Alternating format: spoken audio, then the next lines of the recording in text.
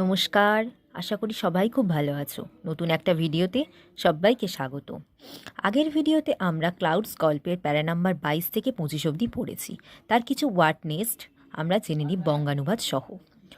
Open মাউথড মানে হাঁ হয়ে যাওয়া, টেল মানে গল্প, ডার্ট ট্র্যাক মানে ধুলোভরা রাস্তা, নিপ মানে ঠান্ডা ও শীতল, ড্যাম্প মানে স্যাঁতস্যাঁতে, আন্ডারফুট মানে পায়ের নিচে, ওয়েট মানে ভিজে, ড্র্যাফট মানে ঢাকা, লেয়ার্স অফ ডাস্ট মানে ধুলোর আস্তরণ, বাথড বা ফ্রেশলি বাথড মানে সদ্য স্নান করা, আর ওয়েভ অফ হ্যাপিনেস মানে সুখের তরঙ্গ।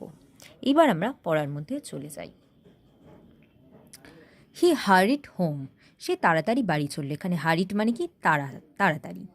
হি wanted to see how fresh and clean the jamun tree in his courtyard looked.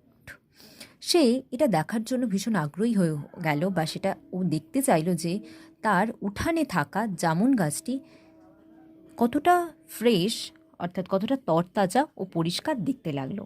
অর্থাৎ সে দেখতে চাইছিল তার উঠানের জাম গাছটি কেমন তরতাজা ও পরিষ্কার দেখতে লাগলো। When he got home he saw that the rain had changed everything. যখন সে বাড়িতে পৌঁছালো সে দেখল বৃষ্টি সব কিছুরই পরিবর্তন করে দিয়েছে। The jamun tree stood clean and scuffed, সেই জাম গাছটি দাঁড়িয়ে আছে পরিষ্কার ও সুন্দরভাবে ঘষা। এখানে স্কাফড মানে কি একদম সুন্দরভাবে ঘষা।